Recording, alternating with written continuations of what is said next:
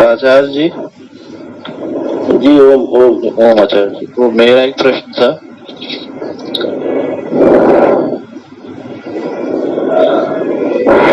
जी, मेरा प्रश्न ये था कि जैसे तरह तरह के धर्म होते हैं कि जैसे क्रिश्चियन लोग होते हैं वो कठिन इंग्लिश पढ़ के भगवान की अर्चना करते हैं, हम लोग कठिन संस्कृत पढ़ भगवान की अर्चना करते हैं, और वैसे मुसलमान होते तो कठिन उर्दू पढ़ के वो लोग कठिन उर्दू और अरबी पढ़ के वो लोग अर्चना करते हैं। तो क्या सच्ची भगवान इतने पार्ट में डिवाइडेड है या फिर है कि भी नहीं है?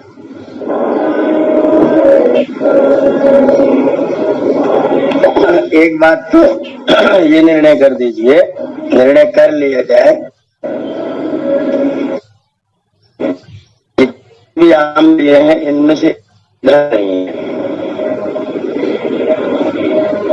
क्रिश्चियनिटी कोई धर्म नहीं है, इस्लाम कोई धर्म नहीं है।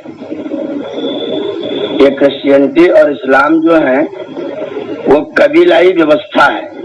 कबीलाई का मतलब होता है कुछ थोड़े से समुदाय के लिए की गई व्यवस्था, कि उनके अपने तरीके से अपनी उनकी मान्यताओं के आधार पर उनकी अपनी जीवन शैली है। इस जीवन शैली को हम लोग धर्म के नाम से नहीं जानेंगे, इनको हम लोग मजहब फिरका या संप्रदाय के नाम से ही जानेंगे। दूसरी बात यह है कि परमात्मा भाषा से उसका कोई लेना देना नहीं है। परमात्मा प्रार्थनाओं को भाव से समझता है। उस प्रार्थना को करते समय, उपासना को करते समय, उसकी स्तुति करते समय आपके भाव कैसे हैं, उसका भाषा से कुछ भी लेना देना नहीं है। आपके अंदर जो भाव है, जो विचार है, उन विचारों को दूसरों को सुनाने के लिए आप भाषा का प्रयोग करते हैं। जो लोग बाहर रहते, भाषा की परिभाषा है कि अपने मन में उठने वाले भावों को दूसरे के लिए संप्रेषित करने के लिए जिस सहारे का प्रयोग किया जाता है उसका नाम भाषा है। तो दूसरे में संप्रेषित करने के लिए, पर परमात्मा दूसरा तो है ही नहीं, वो तो हमारे अंदर ही है, हमारे अंदर बैठा है, तो उसको भाषा से कोई मतलब नहीं। भाषा बाहर का तत्व है, वो हमारे भावों को समझता है कि आपका भाव क्या है। तो आप किसी भी भाषा में करें प्रार्थना, इससे कोई लेना देना नहीं होता है। प्रार्थना भावों के आधार पर होती है और परमात्मा आपके भावों को समझते हैं। तीसरी बात मैं कहना चाहूंगा कि जैसे कोई व्यक्ति हिंदी में प्रार्थना करता है, कोई अंग्रेजी में करता है, कोई उर्दू में करता है, लेकिन परमात्मा ने हमको प्रार्थना करने के लिए संस्कृत भाषा दे रखी है। तो हम जिसकी प्रार्थना कर रहे हैं उसने जो भाषा दी है, अगर उसकी भाषा में प्रार्थना करेंगे, जो उसने खुद ने बताया है कि ये वाली भाषा बोलना चाहिए, अगर हम उसकी दी हुई भाषा में कोई प्रार्थना करेंगे तो मुझे लगता है कि निश्चित तौर पर ज्यादा मान्यता वाली चीज होगी, बजाय इसके कि आप अपनी भाषा बना लें और उसने जो भाषा बनाई उसको छोड़ के अपनी भाषा बना करके उसमें अपने विचार व्यक्त करें। इसके बजाय जो भाषा उसने दे रखी है, जो लोग उसकी भाषा में प्रार्थना कर रहे हैं, वो प्रार्थना अधिक स्वीकार्य होनी चाहिए। परमात्मा ने सृष्टि के आदि में सब मनुष्यों को एक भाषा दी थी और वो भाषा थी संस्कृत भाषा। उसके देने के करोड़ों वर्षों के बाद में हमने दूसरी भाषा क्रिएट कर ली। आज से 3500 साल पहले कोई भाषा ही नहीं थी। ये अंग्रेजी निकली है, उसका मूल रूप लैटिन भाषा है। लैटिन का टाइम भी 3500 साल से ऊपर नहीं जाता है। तो ये जो भाषाएं हैं तो नई नई हम लोगों ने अब कल्पित कर ली हैं। परमात्मा ने हमको संस्कृत भाषा दी हुई है, अगर हम उसकी कही हुई भाषा में अपनी बात को कहते हैं, जो उसी ने कह रखा कि ऐसा ऐसा कहा करो, हम जो प्रार्थनाएं करते हैं वो हमारी प्रार्थना कभी भी पूरी नहीं होती है। पूरी का मतलब, जैसे मान लीजिए किसी व्यक्ति ने मेहनत किया 60%, लेकिन उसके मन में भाव रहता है कि मैं तो 100% प्राप्त करूंगा। मेहनत किया 60 पर पाना चाहता है 100, तो प्रार्थना तो 100% की वो करेगा। वो प्रार्थना 100% की करेगा और परमात्मा उसको देगा 60% जो उसने परिश्रम किया हुआ है। तो उसकी जो 40% की प्रार्थना हो तो निष्फल है। ऐसे ही अगर परमात्मा ने हमको अपनी प्रार्थना करने के लिए मंत्र दे रखे हैं, भाषा दे रखी, तुम इस भाषा में मुझसे याचना करो, तो अगर हम कोई दूसरी भाषा में याचना करते हैं तो याचना कभी पूरी नहीं होती है। हमारे ईसाई बंधु जाते हैं, यहाँ बैठते हैं, मस्जिद में जाते हैं, बैठते हैं, दोनों हाथ उठाते, बोलते oh God we are sinners, forgive to us. Oh God we are sinners, भगवान हम पापी, फॉरगिव टू अस, लेकिन हमें दंड मत दीजिए, हमें क्षमा कर दीजिए। तो उनकी प्रार्थना है कि हम पापी हैं, आप हमको क्षमा करिए, आप हमें दंड मत दीजिए। अभी मंदिर में चले जाइए, वो कहे मैं मूर्ख खल कामी कृपा करो भरता, मैं मूर्ख भी हूँ, खल भी हूँ, कामी भी हूँ, सुधार नहीं करूँ, मेरे ऊपर कृपा करो। तो इनके ऊपर अगर कृपा करे तो परमात्मा सज्जनों के ऊपर क्या करे? ऐसी जो जो प्रार्थनाएं हम लोग करते हैं, ये मुसलमान लोग नमाज पढ़ते हैं, मैं यहाँ रोज सुन रहा हूँ दिन में 4-4 बार मोहम्मद रसूलुल्लाह। तो मोहम्मद जो है वो परमात्मा का, अल्लाह ताला का रसूल है, वो ही कह रहे हैं। अब परमात्मा ने मोहम्मद को रसूल बना के भेजा कि नहीं भेजा? तुमने उसको अपना रसूल खड़ा कर लिया, और रसूल को तुम जो है बड़ा दयालु, बड़ा पिता के समान, उसको भी तुम तरजीह दे रहे हो। तो परमात्मा के द्वारा बनाया तो नहीं था, तो तुम्हारे द्वारा क्रिएट है। तो जो तुम अपने आप बना करके काम कर रहे हो, वो प्रार्थना मुश्किल, वो पूरी होने वाली नहीं है। परमात्मा ने खुद ने आपको प्रार्थना करने के लिए दिया हुआ है कि प्रार्थना करते हैं। परमात्मा ने हमें मंत्र दिए हुए हैं, इन मंत्रों से तुम मेरी प्रार्थना और उपासना, अगर आप उन मंत्रों को उन्हीं के द्वारा पढ़ के पढ़ते हैं, और अगर वो प्रार्थना अपूर्ण भी होती है, हो सकता है आज सब लोग चला रहे होंगे, बिजी होगा। अब आवाज आ रही है, बोलिए। तो मेरा कहना है कि पहले तो परमात्मा हमारे प्रार्थनाओं में भाव को समझता है, पहली बात तो यह है। और दूसरी बात यह है कि आप मुझसे कुछ कहना चाहते हैं, और मैंने आपको कहा है कि आप इस बात को ऐसे कहिए, और आपने मेरी बात नहीं सुनी, मेरी बात आप भूल गए। अपनी भाषा में अपने तरीके से आपने अपनी बात की। मैंने कहा था कि अगर आप मुझसे संस्कृत बोलोगे तो मुझे ज्यादा सुविधा होगी, और आपने मेरी बात नहीं सुनी, आपने अपनी भाषा में अपनी बात कहते रहे आप। तो ईश्वर तो चलिए भावों को समझता है, लेकिन मनुष्यों के दृष्टिकोण से तो एकदम गलत बात हो जाएगी, बल्कि हम नाराज हो जाएंगे। परमात्मा तो नाराज भी नहीं हो सकता है, पर हम तो नाराज हो जाएंगे कि हमने तुमको कहा था ऐसे करने को, तो तुमने ऐसा क्यों करना शुरू कर दिया। तो इसलिए प्रार्थना करने के जो भाव, जो मंत्र, जो विचार परमात्मा ने दिए हुए हैं, उसी की दी हुई भाषा में प्रार्थना करना अधिक पूर्ण कार्य होगा। इसलिए अगर हम संस्कृत भाषा में प्रार्थना करते हैं तो वो परमात्मा की आज्ञा के अनुसार होगा, इसलिए उसकी ज्यादा स्वीकार्यता होगी। दूसरी भाषाओं में जो हमने प्रार्थनाएं बनाई हैं वो पूर्ण हो नहीं सकती, क्योंकि हम अपूर्ण हैं। हम अपूर्ण हैं तो हमारी बनाई परिभाषाएं, हमारी बनाई भाषाएं सब अपूर्ण रहेंगी। परमात्मा पूर्ण है, उसकी बनाई भाषा, उसकी बनाई चीजें सब पूर्ण होंगी।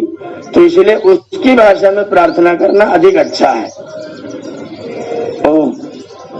उसकी भाषा वेद की भाषा है, वेद के अनुसार हमें आचरण करना चाहिए। जी जी जी जी बिल्कुल बिल्कुल, वेद और ऋषियों के अनुसार, उपनिषदों के अनुसार।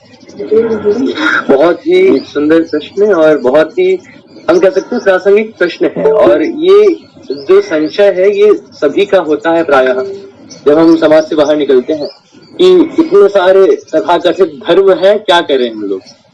तो आइए अब अगले प्रश्न की ओर बढ़ते हैं, और बहुत ही सुंदर यह प्रश्न रहा, और मुझे लगता है कि यह जो उत्तर है बहुत ही संशय निवारक होगा। आइए अगला प्रश्न, बिल्कुल आपका स्वागत है। संचालक महोदय, मेरा एक निवेदन है।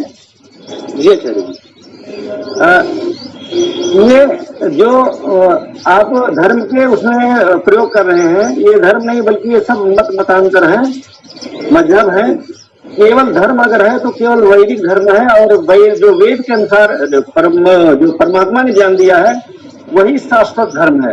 और जो सृष्टि के प्रारंभ से ऋषियों के माध्यम से परमात्मा ने ज्ञान दिया वही सही। ओम भरत जी ओम भरत कुमार जी, ये कक्षा जो आज रविवार को बच्चों के लिए निर्धारित होती है, तो अभी दिव्यांशु मोहन जी बच्चों के साथ अपने भाइयों के साथ बहनों के साथ कक्षा को संचालित करेंगे। आचार्य जी प्रश्नों का उत्तर देंगे, तो हम लोग बीच में भी नहीं है। आपकी जो भी बातचीत है वो कर ली जाएगी। दिव्यांशु मोहन जी संचालन कर रहे हैं और आचार्य प्रश्नों का उत्तर। दिव्यांशु ने पहले कहा तथाकथित धर्म कहा है, धर्म सीधे नहीं कहा है।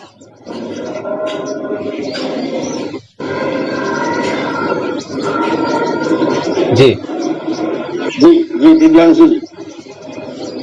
तो प्रश्न आमंत्रित है यहाँ पर। ओम आचार्य जी। ओम ओम ओम। आचार्य जी, हम ये पूछना चाहते हैं कि मोह माया जो प्रश्न करे अपना नाम भी बता दिया करे। पल्लवी चौहान। हाँ बस ठीक है बोलिए। आचार्य जी, मोह माया क्या होती है? मोह माया ये दो शब्द अलग अलग है। मोह का मतलब होता है निर्णय की क्षमता समाप्त हो जाना। जब व्यक्ति सही गलत का निर्णय नहीं करता है और वो सही गलत का बिना निर्णय किए कोई अपने मन में निर्धारित कोई कार्यक्रम, कोई व्यवस्था, कोई सिस्टम को जब वो पालन करना शुरू कर देता है अपने अनुसार, तो हम उसको मोह कहते हैं। वो सत्य सत्य पर विचार नहीं करता, उचित अनुचित पर कोई विचार नहीं करता, बस वो जो है जैसा है सीधा अपना कर देता है बिना विचारे। जो करने की प्रवृत्ति है उसका नाम है मोह। और माया जो है वो छल वाली प्रवृत्ति है। जो है वो दिखता नहीं, जो दिखता है वो है नहीं। ऐसी जो जादूगर होता है, जादूगर वो पिंजरे में से आदमी को उछालता है और बाद में उसमें से कबूतर निकालता है। कभी कबूतर निकालता है तो आदमी बिछालता है। तो जो कबूतर देखा था वो कबूतर उसमें से निकला नहीं, आदमी बाहर निकल आया। या आदमी बिछाला था, कबूतर बाहर निकल आया। किसी फल में कोई चीज निकल आई, हाथ में से माचिस जलाया, कागज जलाया और कागज में से रुपया निकल रहा है। कई सारे सैकड़ों नोट उसने निकाल के फेंक दिए। तो इस तरह से जो है वो दिखे नहीं, जो दिखे वो हो नहीं। इस स्थिति का नाम होता है माया। और उचित अनुचित का भेद बिना किए, सही गलत का निर्णय बिना किए जाना, कुछ भी कहने लग जाना, कुछ भी सोचने लग जाना, ये व्यक्ति का मोह है। तो मोह और माया दोनों अलग अलग चीजें हैं। माया में छल होता है, माया में कोई चीज जो है वो दिखाई नहीं जाती, छिपाई जाती है। और मोह में व्यक्ति विचार ही नहीं करता, जो कुछ है बस है ऐसी कर दो बस, ये मोह है जी। तो बहुत ही अच्छा प्रश्न था। और मोह माया से मुझे याद आता है कि जो माया है, जो चमत्कार दिखाकर जब 11वीं शताब्दी में भारत में मुसलमान लोग आए थे, तो पहले वो युद्ध करके नहीं आए थे, पहले वो आए थे सूफी संतों के द्वारा। जो सूफी लोग होते थे अपनी प्रतिष्ठा जमाने के लिए पहले ये कहानियां बनाते थे कि कुछ चमत्कार करके उन्होंने भारत के सिद्ध लोगों को परास्त कर दिया, उन्होंने किसी को चमत्कार दिखा दिया कि ये ठीक हो गया। तो इस तरह ये माया ही करके इन्होंने भारत में प्रवेश हासिल किया है। तो मोह माया से रूबरू होना बड़ा ही जरूरी है। तो बहुत ही अच्छा प्रश्न है और बड़ा ही आनंद आया इस उत्तर को भी सुन के। तो आइए इसी तरह से अगले प्रश्न की ओर बढ़ते हैं।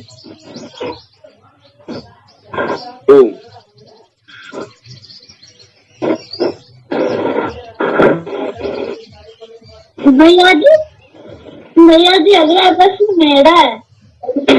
अगला प्रश्न मेरा है।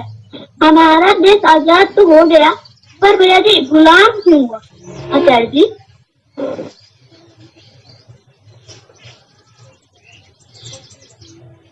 भैया जी अपना परिचय दे दीजिए। मेरा प्रश्न ये है आचार्य जी कि हमारा देश आजाद तो हो गया, पर वो गुलाम क्यों हुआ? अपना परिचय दे दीजिए। अपना नाम भी बता दीजिए।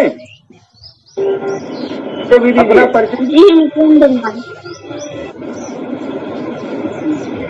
मितेंद्र मान है? जी मितेंद्र मान। मितेंद्र मान जी। अच्छा अच्छा, जी मितेंद्र मान। पिछले रविवार को भी आप आए थे। ठीक है ठीक है ठीक है। सार रूप में उत्तर इसका यह है कि आपसी फूट के कारण हम गुलाम हुए। मितेंद्र मान। और शेषाचार्य जी बताएंगे जी विस्तार से।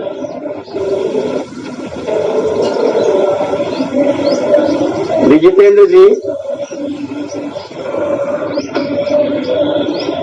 हम लोग अभी आपने देखा था कि खूब कोरोना फैला हुआ था। कोरोना फैला था और हाहाकार मचा था कि बहुत कोरोना फैला हुआ है, लेकिन हम लोगों को कोरोना नहीं हुआ, कुछ लोगों को कोरोना हुआ। तो अगर कोरोना फैला था तो सबको क्यों नहीं हुआ? इसका उत्तर आप आराम से देंगे कि जिनकी इम्यूनिटी पावर मजबूत थी, जिनका आंतरिक सिस्टम मजबूत था, उन लोगों को कोरोना नहीं हुआ। अब आप कोरोना को समझ लीजिए विदेशी आक्रांता, आक्रमण करने वाले जो विदेशी लोग आए थे वो। तो जो विदेशी लोग मेरे देश में आए थे वो मेरे देश में आकर के कोरोना की तरह से हमको हो क्यों गए? इसका मतलब हमारी इम्यूनिटी पावर कमजोर थी, हमारी आंतरिक शक्ति कमजोर थी, हम लोगों में आपसी फूट बहुत थी। हम लोग अपने ही मित्र राजाओं को, अपने देश के राजाओं को हराने में अपनी वीरता समझते थे। ये जो हमारी आपस की फूट थी, ये जो हमारा वैदिक व्यवस्था को, वैदिक धर्म को छोड़ देना था, ये जो अपनी परंपराओं का पालन न करने की बात थी, जो हमारा आलस्य था, जिसके कारण से हमने अपने वास्तविक धर्म को, जो हमारा वैदिक धर्म, उसको हमने छोड़ दिया। आपस में राजा लोग फूट करने लग गए। हमारे देश में कोई राष्ट्रीय भावना ही नहीं रहेगी, सब राज्यीय भावनाएं हो गई। लोग अपने अपने राज्य की बात करने लगे, राष्ट्र की कोई बात ही नहीं करता था। तो जब हमारी आपस में फूट को देखा उन लोगों ने, तो उन लोगों ने आकर के धीरे धीरे करके एक एक करके राजाओं को परास्त किया और परास्त करके और यहाँ पर अपना शासन जमाया। वहां 1757 में युद्ध हुआ था बंगाल में, पलासी के मैदान में 1757, और वो युद्ध हुआ था नवाब सिराजुद्दौला जो बंगाल के नवाब थे और अंग्रेजों की सेना के बीच में। अंग्रेजों की सेना जो ईस्ट इंडिया कंपनी थी, उस कंपनी की सेना में कुल मिलाकर के 2400 सैनिक थे, 2400 सैनिक थे। उनमें से 900 सैनिक तो अंग्रेज थे और 1500 सैनिक जो थे वो हमारे भारत के लोग थे। भारत के लोगों को उन्होंने सेना में भर्ती किया हुआ था। तो 1500 भारत के लोग, 900 अंग्रेजों के लोग, कुल 2400 आदमी। और नवाब सिराजुद्दौला की सेना थी 13,000। 13,000 के सामने 2400 लोगों का युद्ध हुआ। और जो नवाब सिराजुद्दौला का सेनापति था वो जाकर के अंग्रेजों से मिल गया और नवाब सिराजुद्दौला हार गए। 13,000 सैनिक हारे और 2400 लोग जीत गए। यहीं से अंग्रेजों की राज्य करने की नींव पड़ी। सन 1757 की पहली लड़ाई थी अंग्रेजों की और हमारे देश की सेना की।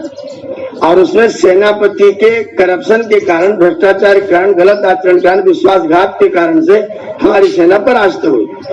तो आपस का विश्वासघात, मुझे पद पर रहना चाहिए, प्रधानमंत्री राजा मैं बनूंगा, आपस की फूट, ये कई सारे कारण हैं जिन कारणों से मेरा देश गुलाम हुआ।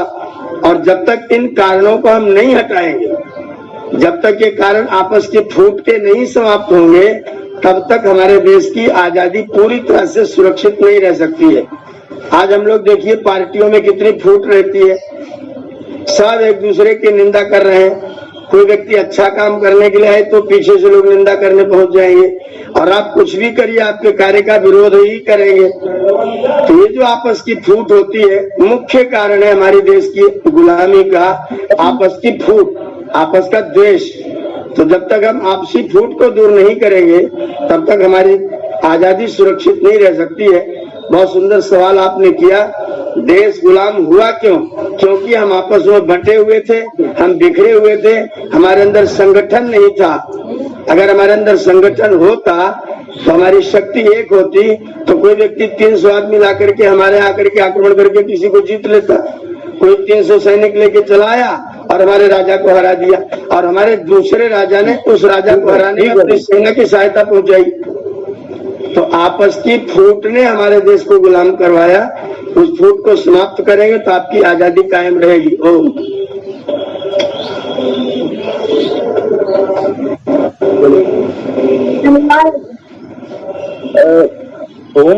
बहुत ही सटीक प्रश्न है, और ये कहने की आवश्यकता नहीं है कि आज भी लगभग सारी की सारी जो कमियां हैं आज भी मौजूद है, और यही बदला है कि आज हमारा देश थोड़ा सा बड़ा हो गया है।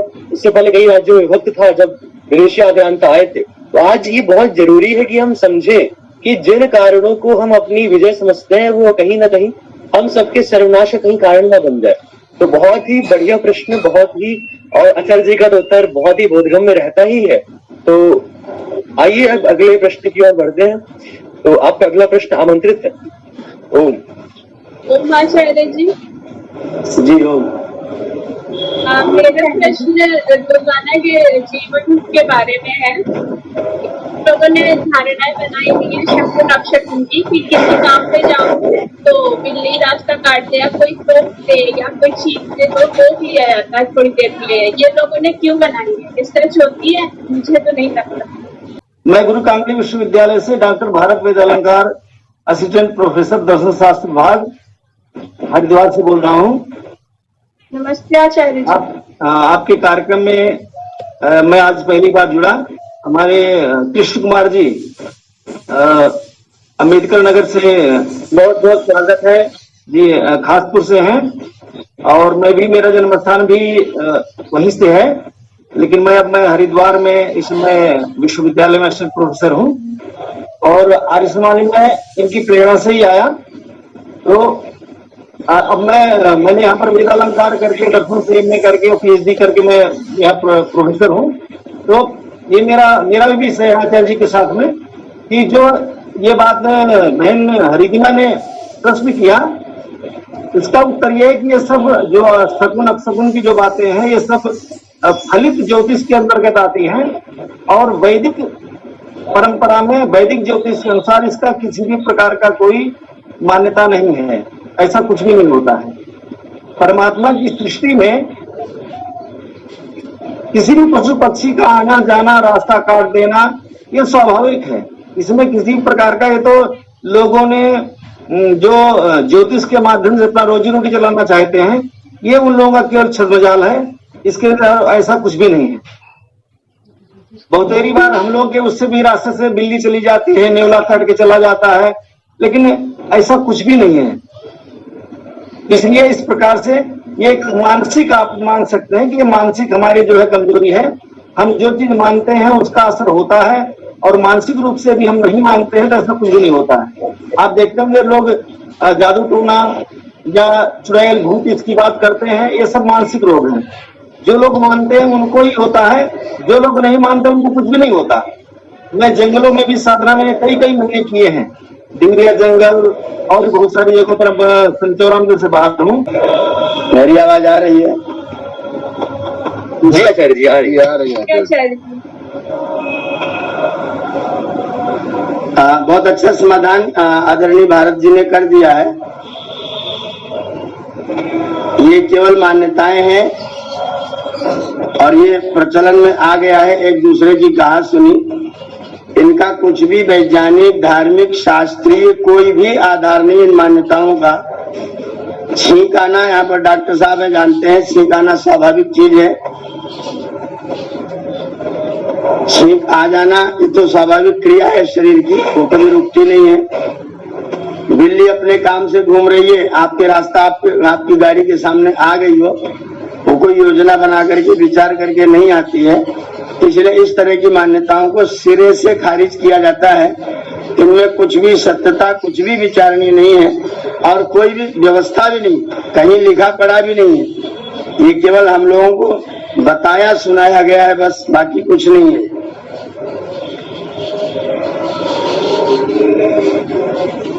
ओम आचार्य जी, बहुत बहुत धन्यवाद।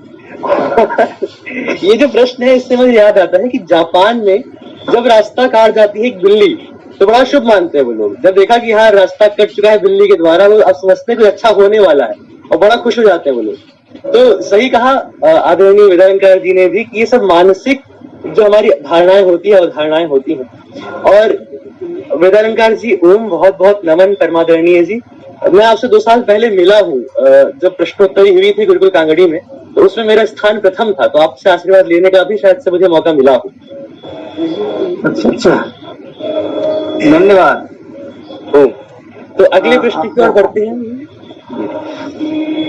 अगला प्रश्न आमंत्रित कर।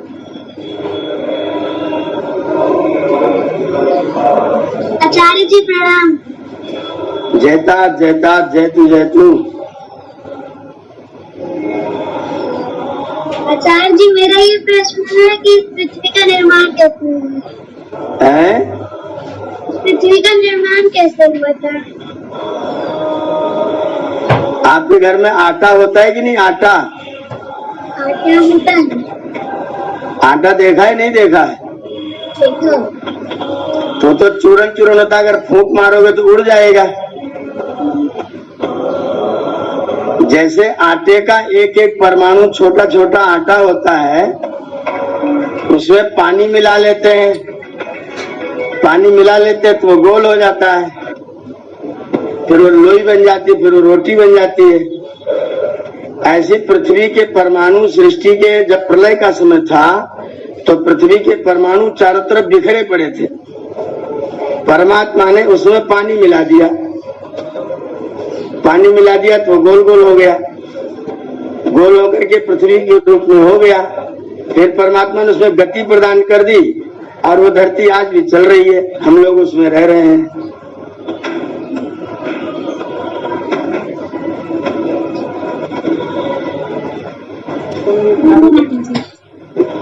और कुछ?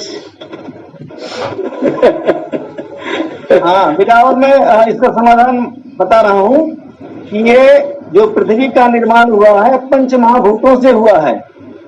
पृथ्वी, जल, अग्नि, वायु और आकाश, ये 5 तत्व मिलकर के इसका निर्माण करते हैं। और वैशेषिक दर्शन के अनुसार आचार्य जी ने बताया अणु और परमाणु से मिलकर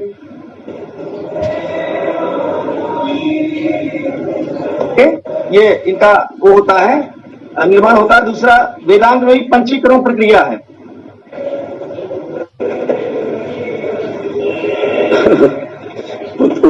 उतनी बड़ी प्रक्रिया इन लोगों को समझना मुश्किल है। जो तत्व बन रहे हैं उन्होंने बताया कि जो एक एक तत्व उसका अलग है, उसका 50% रहता है, जो महाभूत हैं इनसे मिलकर के बेटा अपनी एक पृथ्वी बनती है। ओम भारत जी, ये बच्चों का प्रश्न है, आचार्य जी बहुत अच्छे तरीके से दे रहे हैं, तो आचार्य जी को दे दीजिए। जुड़ने के लिए आपको बहुत बहुत धन्यवाद। नहीं, वेदालंकार जी बढ़िया बता रहे। दरअसल बच्चे लोग हैं तो उनके लिए अगर हम सारी वो वेदांत की पंचीकरण प्रक्रिया बताएंगे थोड़ा इनके लिए भारी हो जाएगा। बहुत साधारण में हल्के में उत्तर दे रहा हूँ।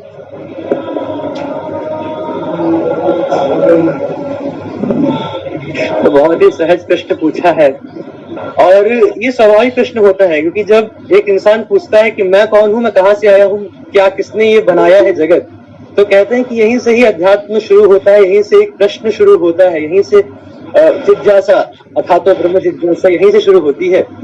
तो बहुत ही सुंदर प्रश्न और बहुत ही अच्छा जो शंका समाधान है और बहुत बहुत धन्यवाद आपका।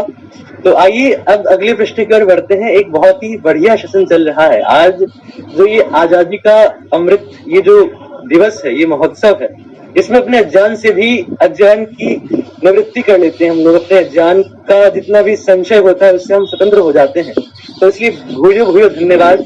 आइए अगला प्रश्न, बहुत बहुत आपका स्वागत करते हैं यहाँ पर। आचार्य जी हो। मैं सौरभ प्रशोधन रामगंज से। जी आचार्य जी, प्रश्न जो है ये अपने सनातन धर्म के जो ये त्योहार है इसको लेकर, जी हमारे की दिवाली मनाई जाती है, तो इसकी वैदिक परंपरा क्या है? जैसे होली आती है, होली में कई चीजों की विसंगतियां आ गई हैं, से हटकर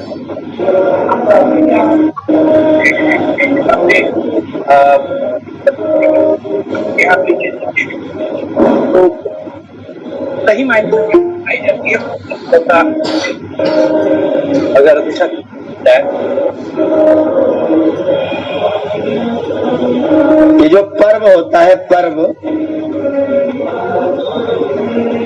शब्द का अर्थ होता है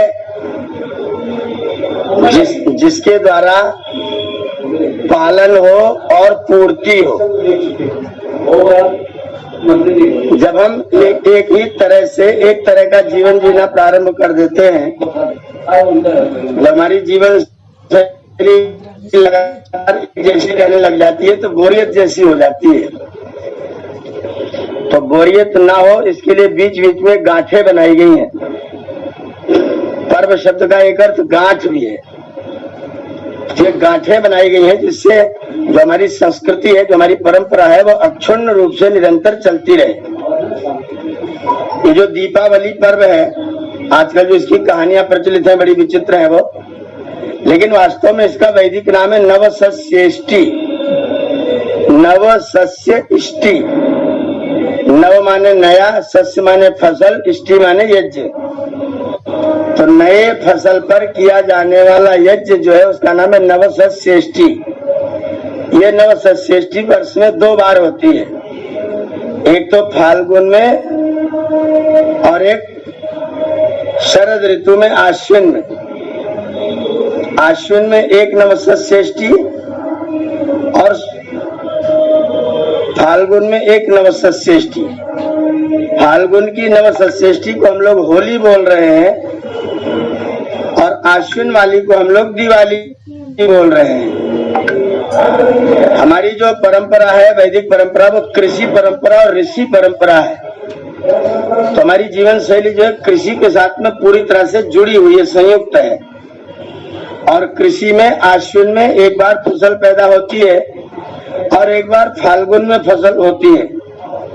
जब हमारे यहाँ पहला अनाज आता है तो हमारी वैदिक व्यवस्था यह है कि बिना देवों को खिलाए खाना नहीं चाहिए, बिना देवताओं को भोजन दिए भोजन करना नहीं चाहिए। गीता में लिखा हुआ है कि यज्ञ शिष्टा सिनस्संतो मुच्यन्ते सर्व किल विषयी भुंजते ते तुगम पापा ये पचंती आत्म कारणात्। जो खाली अपने ही बनाते, अपने पैदा करते, अपने खाते, वो पाप पकाते हैं, पाप खाते हैं। इसलिए पहले देवों को खिला करके तब हमको भोजन करना चाहिए। तो हमारे घर में जब अनाज आता है तो सबसे पहले सामूहिक रूप से मिल करके अपने देवों को भोजन कराते हैं। वहाँ पर पूरा गांव इकट्ठा होता है, सारे गांव के लोग मिल करके नए शस्य की इष्टि करते हैं, नए अनाज का भोजन बनाते हैं, उस भोजन से यज्ञ करते हैं, उसी भोजन का प्रसाद बनाते हैं। तो ये दोनों जो कार्यक्रम है, दिवाली के और होली के, ये दोनों कार्यक्रम जो है वो नवसस्येष्टि है वैदिक परंपरा में। अभी वो हम लोगों ने एक विचार कर लिया, पता नहीं कहाँ से बात प्रचलित हुई, बात ये असत्य बात है, लेकिन बात प्रचलित हो गई कि जब श्री राम जी रावण को मार करके आए हैं, अयोध्या लौटे हैं, तब अयोध्या वासियों ने दीप जलाए हैं। और जब से उन्होंने दीप जलाए हैं तभी से हमारे दिवाली मनाई जाने लगी। लेकिन ये तथ्य ठीक नहीं है, इसलिए क्योंकि राम जी 14 साल के लिए वनवास गए थे और चैत्र में उनका वनवास हुआ था। और शर्त ये लगी थी कि अगर 14 वर्ष व्यतीत होने के एक दिन भी लेट किया तो भरत जी आत्मदाह कर लेंगे, ये शर्त थी वहां पर। तो राम जी अगर चैत्र में गए थे, अप्रैल में गए थे, तो राम जी को लौट के भी चैत्र में आना चाहिए। अगर वो चैत्र में नहीं आते हैं, आकर के आप उनको अक्टूबर में बुलाते हैं, अश्विन में बुलाते हैं, तो ये तो सारे की सारी रामायण की कथा ही गलत सिद्ध हो जाती है। इसलिए इस पर्व को राम के साथ जोड़ने का तो कोई मतलब नहीं है।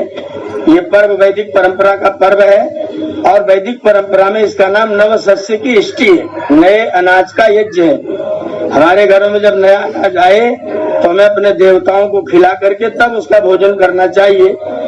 इसी भावना के साथ फाल्गुन में भी नवसंष्ठी होती है, जिसको हम लोग होली कहते हैं, और आश्विन में भी होती है, जिसको हम लोग नवसंष्ठी में दीपावली कहते हैं। तो हम खुशी के मारा दीपक जलाते हैं, खुशी मारा घर घर में यज्ञ होता है, सामूहिक रूप से यज्ञ होता है। तो होली दिवाली दोनों नवसंष्ठी है वैदिक व्यवस्था में। ओम जी, इसमें मैं कुछ और बात कहना चाहता हूँ आचार्य जी। जी जी जी, ऋतुओं के संक्रमण को दूर करने के लिए, संक्रमण में जो बीमारी होती है उसके निवारण के लिए भी सब मिलकर के यज्ञ किया करते थे। दूसरी बात, ये मानव सृष्टि के प्रारंभ से ये दीपावली और होली चली आ रही है। ये जो बीच में होली का पर्व या राम दिवाली जो आचार्य जी बात कह रहे हैं, बिल्कुल सही कह रहे हैं, ये बीच में जोड़े गए। वास्तव में सृष्टि के प्रारंभ से ये हमारे चलते आ रहे हैं। और कृमि के जो विषैले जीव वो होते हैं, उन विषाणुओं को नष्ट करने के लिए महायज्ञ भी इस समय किया जाता था, जिससे बीमारियां नहीं होती थी। आज जो कोरोना फैला उसका मूल कारण है कि हमने यज्ञ करना छोड़ दिया, इसीलिए विषाणु फैल रहे। यदि आज भी हम यज्ञ करना प्रारंभ कर दें, विशाल तौर पर बड़े बड़े यज्ञ करना प्रारंभ कर दें, तो बहुत सारी बीमारियों का अपने आप स्वतः समाधान हो जाए। लेकिन आज हम डीजल पेट्रोल की गाड़ियां चलाते रहते हैं, प्रदूषित करते रहे प्रकृति को, लेकिन हम उसको शोधन नहीं करते। ये भी कारण है, इसलिए बीमारियां फैल रही हैं। धन्यवाद। तो पर्व के विसंगतियों का यह प्रश्न उससे जुड़ा, और एक बहुत ही सुंदर प्रश्न है कि जो पर्व हम प्रदूषण की निवारण के लिए और हमारे जो अन्न की इष्टि करते थे, उसकी जगह पर आज और प्रदूषण फैलाने के लिए सारे पटाखे बमों का इंतजाम होता है। मैं चाह रहा था कि आचार्य जी, जो हमने ये उसमें जोड़ दिया है कि दिवाली के दिन पूरा महीना लगा देंगे, घर पूरा साफ कर देंगे, कूड़े को बाहर रख देंगे, जाले पोंछ देंगे, और सुबह तक उससे 4 गुना पटाखे जलाकर उतने कूड़े इकट्ठा कर देंगे कि वो 2 महीने की सफाई व्यर्थ हो जाए। ये गलत परंपरा है। दिन होली के खेलना, पटाखे, ये सब गलत, ये गलत प्रक्रिया है, ऐसा नहीं होना चाहिए। है कि कहते हैं ये दिल खुलने का त्योहार है, यहाँ आपसे मिलने का त्योहार है, और शाम दोपहर तक कपड़े तक फाड़ देते हैं, झगड़ा हो।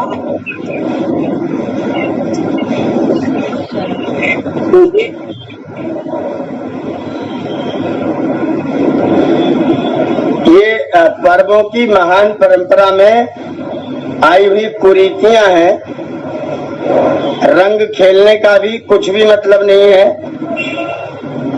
पटाखा जलाना तो पाप है, बल्कि दिवाली पर मोमबत्ती भी नहीं जलानी चाहिए, क्योंकि मोमबत्ती भी आज केमिकल से बन करके आ रही है। हमें इसमें तेल का ही दीपक जलाना चाहिए, घी का ही दीपक जलाना चाहिए। और पटाखे तो मेरा बस चले तो एकदम 0%, मतलब टोटली इस पर प्रतिबंध होना चाहिए पटाखे चलाने मात्र पर, क्योंकि पटाखे के द्वारा ध्वनि प्रदूषण होता है, वायु प्रदूषण होता है, सारा का सारा किया कराए सब कुछ खराब हो जाता है। पटाखा चलाना हमारी ध्वंसात्मक प्रवृत्ति का द्योतक है। जैसे कोई व्यक्ति चाय पीता है और चाय पी करके कुल्हड़ को कहीं रख दे, अब ये लोग, एक व्यक्ति दूसरा व्यक्ति क्या करता है, कुल्हड़ को जोर से पटक के फोड़ता है, आवाज आती है, उसको बड़ा अच्छा लगता है। ये ध्वंसात्मक प्रवृत्ति के लोग हैं, जिनको पटाखा फोड़ने में बड़ा अच्छा लगता है। ये पटाखे पर 100% बिल्कुल टोटल प्रतिबंध लगना चाहिए। घरों में दीप जलाए जाने चाहिए, वो भी दीपक घी के, तेल के जलाए जाने चाहिए। मोमबत्ती भी जलाने में प्रदूषण ही होता है, भले उससे लाइट होती हो। अगर हम बिजली भी जलाते हैं तो भी बिजली के जलाने से ग्रीन हाउस गैसेस पैदा होती है, जिससे वातावरण में ज्यादा गर्मी फैलती है और ओजोन में परेशानी होती है। ओजोन की त्वचा कमजोर होती है, पतली होती है। तो ना तो लाइट जला करके उजाला करने का अच्छा है, न तो मोमबत्ती जला के उजाला करने का अच्छा है, तेल और घी के दीपक जलाने की ही व्यवस्था है। हमारे जीवन में उजाला आए, प्रकाश आए, और साथ में तेल और घी के दीपक से वातावरण सुगंधित हो, वातावरण दूषित ना होने पाए। हम अपने वातावरण की सुरक्षा और संरक्षा करें। पटाखे जला करके हम वातावरण को सत्यानाश करते हैं, होली पर रंग खेल करके, कीचड़ फेंक करके, पेट्रोल डीजल लोगों को लगा करके, कपड़े फाड़ करके ये महामूर्खता का काम करते हैं। और उसके बाद हम अपने निबंधों में हिंदी में बाकायदा पढ़ते हैं कि होली शूद्रों का त्योहार है, दिवाली वैश्यों का त्योहार है, विजयदशमी क्षत्रियों का त्योहार है। ऐसे बांटने वाले लोग बहुत दुष्ट लोग हैं, दुर्बुद्धि लोग हैं। कोई भी पर्व किसी एक बिरादरी का, एक जाति के, एक समुदाय का नहीं होता है। पर्व हमेशा पूरी संस्कृति का होता है, पर्व हमारी पूरी सभ्यता का होता है, और पर्व पूरी की पूरी मानव जाति का होता है। किसी पर्व को ब्राह्मण के लिए, क्षत्रिय के लिए, वैश्य के लिए, शूद्र के लिए जिन लोगों ने भी बांटा है वो दुर्बुद्धि लोग हैं, उनका दिमाग ठीक नहीं है, उनके दिमाग का इलाज किया जाना चाहिए। सभी पर्व पूरी मानव जाति के होते हैं, और इन पर्वों में जो कुरीतियां हैं उन कुरीतियों को हमें नष्ट करने की कोशिश करना चाहिए अपने कहने के द्वारा, और खुद ये संकल्प लें कि हम इन कुरीति की चीजों को अपने पर्वों पर कभी भी स्थान नहीं देंगे। ये ध्यान रखने की चीज है। ओम। सटीक प्रश्न का एकदम सटीक उत्तर है और बहुत ही क्लियर है, मतलब कोई भ्रांति नहीं है। पटाखों पर 100% बैन होना चाहिए। तो बहुत ही लंबा खिंच गया ये क्वेश्चन, बहुत ही अच्छा क्वेश्चन था, और आशा करता हूँ कि जो हमारे सांस्कृतिक, जो हमारे धरोहर है, इसके साथ जब खिलवाड़ होता है तो ये हमें सहनीय ना हो। तो आइए अगले प्रश्न की ओर बढ़ते। आचार्य जी, आप सभी का स्वागत है और सभी को शुभकामनाएं। आज हमारा 75वां स्वतंत्रता दिवस है, तो आइए अगला प्रश्न आमंत्रित है। आचार्य जी, जी मुझे ये पूछना था कि स्वतंत्रता और आजादी में क्या फर्क है? स्वतंत्रता चेतन की बहुत ही व्यापक शब्द है।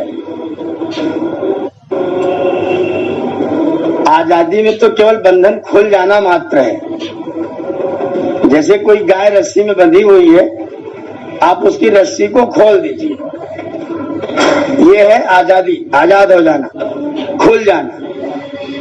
लेकिन स्वतंत्रता में तो स्व माने अपना, तंत्र माने शासन, अपना शासन हो जाना। स्व माने जीवात्मा, तंत्र माने शासन।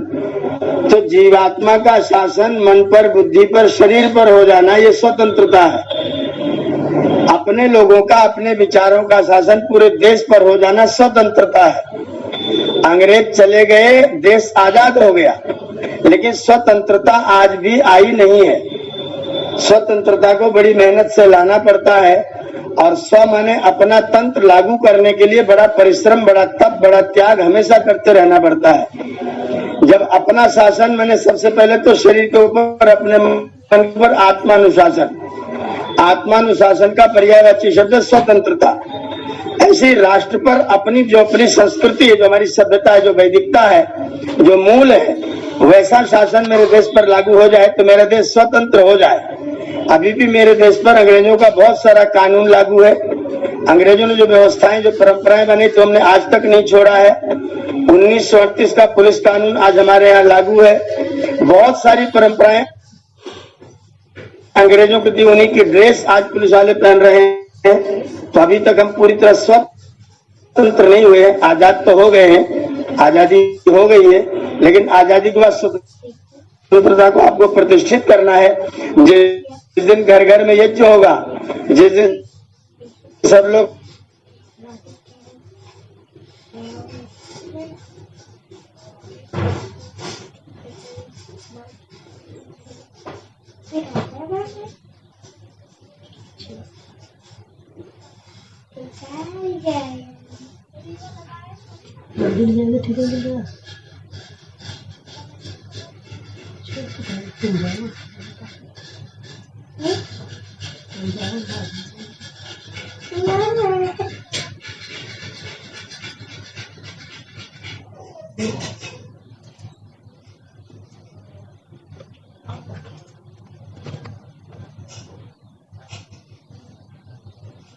बिजली बनती है, पानी से बिजली बनती है, पेड़ से बिजली बनती है, पेड़ से बिजली बनती है, ज्ञान है क्या? ये तो थ्योरी है, ये तो सूचना है, इंफॉर्मेशन है। नॉलेज कहाँ है? इंफॉर्मेशन को नॉलेज नहीं कहते। इंफॉर्मेशन के हमने चारों वेदों के अर्थ को जान लिया, वो भी इंफॉर्मेशन ही है, उसके पास है। ज्ञान तब बनेगा जब वो पेड़ में से बिजली निकाल करके लोगों तो कह रहे मैं वेद में पारंगत हूँ, पाठ में पारंगत है, वेद के ज्ञान में पारंगत होने में कई जीवन लगाना पड़ेगा। हमारे पास बहुत सारी तमाम है, उन सारी थ्योरीज को हम सूचना के रूप में ही तो प्राप्त कर रहे हैं। मैं उनका अर्थ जानता हूँ तो खाली सूचना ही तो जानता हूँ, अभी मैंने उसको करके नहीं देखा है। जब मैं करके देखूंगा तब वो ज्ञान के स्तर पर आएगा। नॉलेज तब बनता है जब करके देख लिया जाता है। तो चारों वेदों की चीजें जो कही गई हैं उनको करके देख लेना।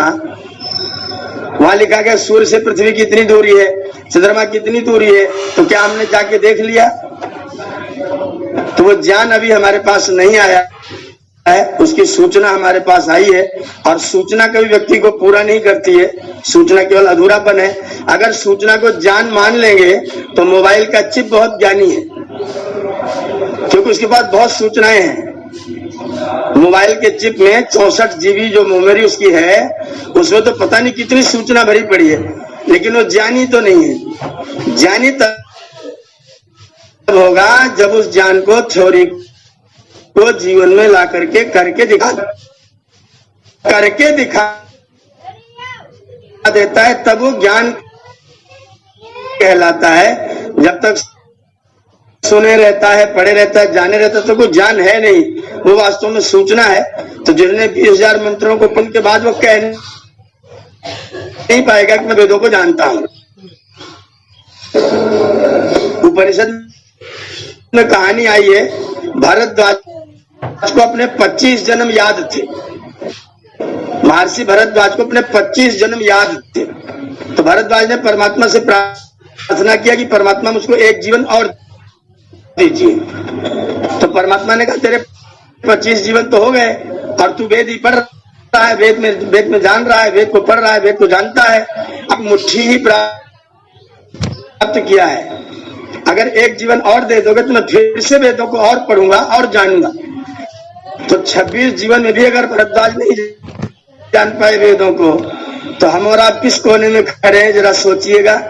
इसलिए उसमें कोई पूर्ण नहीं होता है, इंफॉर्मेशन मात्र होती है।